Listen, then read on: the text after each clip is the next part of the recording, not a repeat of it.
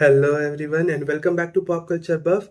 So it is that time of the year again, जहां हम लोग हो हॉरिबल मूवीज को लिस्ट करेंगे. This is just my list, my opinion. ऐसा हो सकता है कि आपको लगता हो कि कोई मूवी यहाँ होनी चाहिए या नहीं होनी चाहिए, और मैंने ये दोनों चीज़ें मिस कर दी हो. सो प्लीज़ अपना ओपिनियन कमेंट्स में ज़रूर डालिएगा.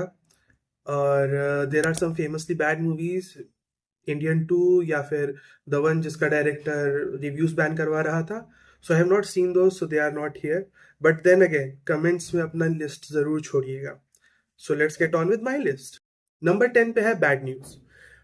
बैड न्यूज जब अनाउंस हुई थी तभी मुझे लग गया था कि ये ना सिमिलर आईपी के नाम पे धर्मा अपनी एक बुरी फिल्म का वाहियात सीक्वल बनाने जा रहा है. ठीक है. So bad news talks about a medical condition known as Paternal superfecundation.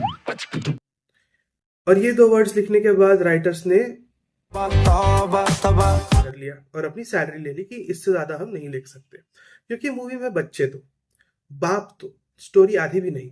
Movie almost पूरा फर्स्ट हाफ एक लव ट्रायंगल को सेटअप करने में लगा देती है. बाकी आपको जब भी विकी कौशल स्क्रीन पे आएंगे ना, तो आपको मन करेगा कि एक घूसा तो बजा ही दूं उस इंसान को जिसको लगा था कि विकी कौशल की हर एंट्री पे अखिल चड्डा या निखिल चड्डा सब तो वड्डा बजाना एक अच्छा आइडिया है.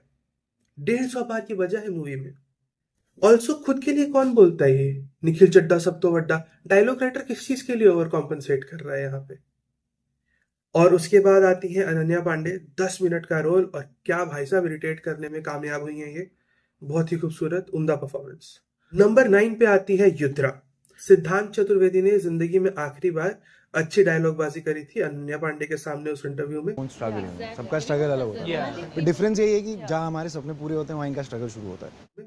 उसके बाद उन्होंने अपने हाथ खड़े कर लिए, क्योंकि मूवी में चार्मिंग बनने के लिए उन्होंने बहुत कोशिश की है, but he has constantly missed his mark, which is very ironic, क्योंकि मूवी में ये डायलॉग है. आपको लगा कि मैं अभिमन्यु हूं, मैं उसका बाप हूं अर्जुन.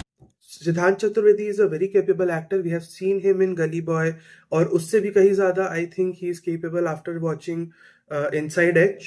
बट पता नहीं, रिसेंटली ही has been missing his mark all the time. Also Raghav Juyal को फाइनली बॉलीवुड ने टाइपकास्ट कर लिया है, but somehow same kind of role में वो किल में एक साइकोटिक विलन के बाद यहाँ पे एक कार्टूनिश कैरेक्टर कैसे बन गए. अब आते हैं नंबर 8 पे, कंगुआ. सूर्या इज समवन जिनकी मूवी चॉइसेस हमेशा बहुत हटके रही हैं. He was a gateway actor for me, जिनकी मूवीज देख के मैंने साउथ इंडियन मूवीज देखना शुरू की. He did Singham when it was a new concept back in 2010 और 2009. He did seven Aum Arivu, he did Ghajini, original Ghajini he did. और उसके बाद पैंडेमिक में he gave two of the best movies I have seen till date, Soorarai Pottru and Jai Bhim. और I think ये जो unique movie choices हैं, those were his undoing, क्योंकि Kanguva on paper काफी यूनिक है, बट एक अच्छा एक्टर एक बुरी डायरेक्शन को नहीं संभाल सकता.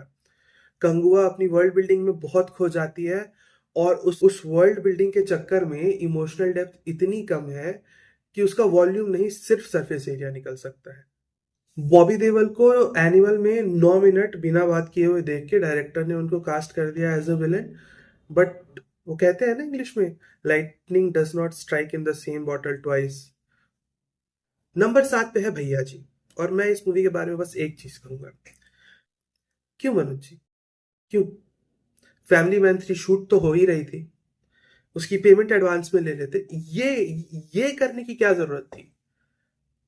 नंबर 6 पे है मलयाली फ्रॉम इंडिया. अब इस मूवी में मुझे डाउट है, देयर कुड बी चांसेस कि जो मेरी अंडरस्टैंडिंग है मूवी की, it might have been miss interpreted, क्योंकि आई डोंट अंडरस्टैंड मलयालम, तो मैंने सबटाइटल के बेसिस पे मूवी देखी है.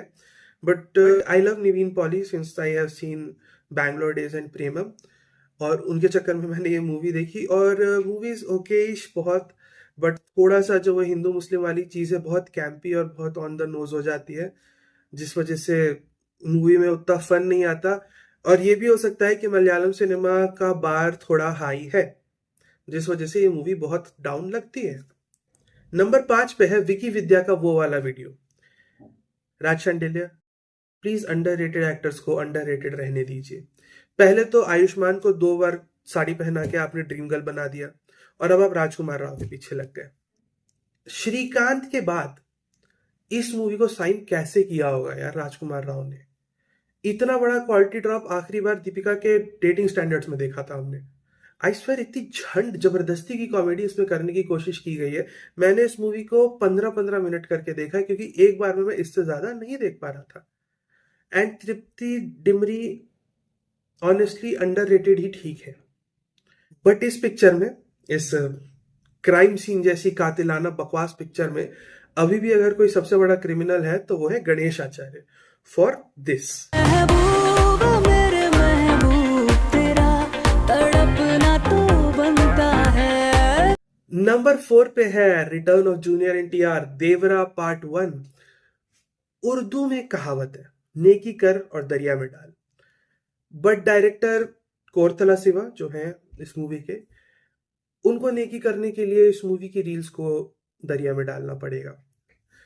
जूनियर एनटीआर बहुत अच्छे एक्टर हैं, he is a great actor who can pull crowd with a genuine story. उनको स्टाइल ओवर सब्सटेंस की जरूरत नहीं है and he should not resort to this kind of shit show जो कि बेसिक स्टोरी और बेसिक कॉमन सेंस सब lack कर रहा हो। ऊपर से already this movie is divided into franchise, but अब यही नहीं लग रहा कि ये मूवी का पार्ट 2 बनेगा भी या नहीं बनेगा। नंबर 3 पे आती है पुष्पा 2। बहुत गाली पड़ेगी अभी, देखो गाली पड़ेगी लेकिन बोलना तो पड़ेगा, क्योंकि मैं कोई बहुत एक्सपेक्टेशन रख के नहीं गया था कि मुझे गॉडफादर या सत्या देखने को मिलेगी, बट बहुत नीचे बार रखने के बाद भी उससे भी नीचे चली गई है मूवी। फहद फासिल को वेस्ट किया, इंटरस्टेलर की स्क्रीनिंग खा गए, अल्लू अर्जुन पिक्चर में लोगों को खा गए, उसके बाद साल की सबसे महंगे टिकट्स बेच के जनता का पैसा खा गए, और इतने सब के बाद भी मूवी पैसे कमा तो रही है, लोग उसको डिफेंड भी कर रहे हैं, but movie is not good enough. Allu Arjun का चार्म जो कि still present in the movie is not enough to compensate for a lot of flaws in the product. Number 2 पे आती है मेरे लिए साबरमती रिपोर्ट। सबसे पहली चीज, रियल इंसिडेंट पे मूवीज बनाने के लिए डायरेक्टर्स और राइटर्स का ऑडिशन होना चाहिए, वरना सच्चाई का ये सामूहिक चमत्कार जो चल रहा है ना, चलता रहेगा। ठीक है, मूवी सब्जेक्ट मैटर से बहुत भटकी हुई है, सटल्टी जीरो है, और बस नेशनलिज्म के सेंटिमेंट पे रिलाई करती है कि इस बेसिस पे तो पैसे आ ही जाएंगे। अगर वो नेशनलिज्म के सेंटिमेंट पे नहीं भी रहते, सिर्फ सब्जेक्ट मैटर पे डिपेंड करते, तो वो सब्जेक्ट मैटर काफी हैवी लिफ्टिंग कर सकता था अगर कोई क्रू में समझता उस सब्जेक्ट मैटर को तो। पर जबरदस्ती की कॉमेडी और हिंदी वर्सेस इंग्लिश और पता नहीं काफी सारा मल्टी डायमेंशनल क्रिंज इसमें भर दिया है, जिस वजह से मूवी पूरी ही बर्बाद फील होती है। नंबर 1 पर आता है एक टाई, बड़े मियाँ छोटे मियाँ और सिंघम अगेन के बीच में। देखो, जब अनाउंस हुआ था कि बड़े मियाँ और छोटे मियाँ का एक सीक्वल आएगा जिसमें अक्षय कुमार और टाइगर श्रॉफ होंगे, पता तो उसी समय चल गया था कि जो आइकॉनिक डुओ है उसकी लेगेसी बर्बाद होने वाली है। And people were always spot on with their judgement with this, क्योंकि पूजा एंटरटेनमेंट की पिछली मूवी गणपत थी। मूवी बहुत ही लेम मेटा जोक्स पे रिलाई करती है। फॉर सम रीजन पता नहीं किसको लगा कि अच्छा आइडिया ये होगा कि सारी पंचलाइंस टाइगर श्रॉफ को दे दी जाए अक्षय कुमार को छोड़ के। पृथ्वीराज ने एक बहुत ही कैंपी से विलन का रोल प्ले किया है, he is a really good actor, और अगर वो बॉलीवुड में आना चाहते हैं तो प्लीज बेटर मूवी सेलेक्ट कीजिए, these are below your standards. ठीक है, अक्षय कुमार को भी हम ये समझाने की कोशिश करते हैं, वो नहीं सुन रहे हैं। और सारी की सारी फीमेल लीड्स जो है इस मूवी में, वो बस ऐसे बैकग्राउंड आर्टिस्ट हैं जिनको 1-2 डायलॉग्स कहीं इधर उधर दे दिया, बाकी उनका कोई रोल नहीं है।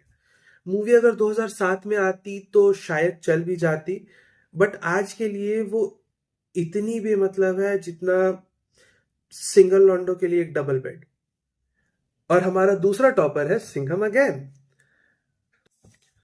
बड़े मियाँ छोटे मियाँ के बाद मुझे ये जोड़ी इसमें बर्दाश्त करनी पड़ी, and along with this shit. मैं सिंघम नहीं, मैं लेडी सिंघम है रे। यार दीपिका पादुकोण को ना कोई पीकू दिखाओ, छपाक दिखाओ वापस से, ताकि उनको पता चले कि वो क्या कर सकती हैं और वो क्या कर रही हैं। तो ये ना पति मोह के चक्कर में ना ऐसे करियर से खिलवाड़ नहीं करना चाहिए। सिंघम भी वही सेम हिंदुत्व का सेंटिमेंट यूज करके पैसा कमाने के चक्कर में थी, but that did not work. और शायद इसके बाद अब सिंघम बने भी ना। Although with all these characters in cop universe scope है अभी भी स्टोरी टेलिंग का, बट उसके लिए रोहित शेट्टी को डायरेक्टर की कुर्सी से शायद हटना चाहिए, किसी और को भी मौका देना चाहिए, because as a director his idea of cinema needs a major updation. So ये था मेरे कचरे का ढेर, top 10 worst movies of 2024। For more such content please subscribe and watch pop culture buff.